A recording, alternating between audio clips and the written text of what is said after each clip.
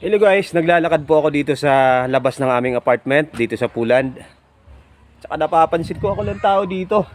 Hindi uso yung marites dito Dito, hindi mo kilala kung sino yung kapitbahay mo dito.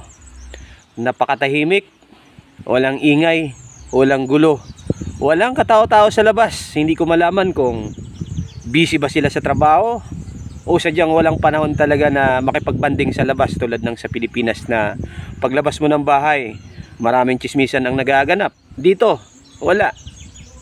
Paraiso nga ba ito? O sadyang ganito lang talaga ang buhay dito? Tingnan nyo yung paligid guys. Yan po yung apartment po namin. 2 palapag po yan. Then, maraming tao po dyan kasi lahat ng staff ng kumpanya namin dyan nakatira. Pero peaceful naman. Wala ring gulo, lahat tahimik. So yung paligid, walang katao-tao. Pwera na lang sa mga tunog ng ibon na maririnig po natin. Ito, isang apartment din po ito, pero hindi ko alam kung may mga tao dito. Ayan. Napakatahimik. So ganoon din dito sa kabila. Wala ring katao-tao. Puro magagandang halaman po yung ating makikita.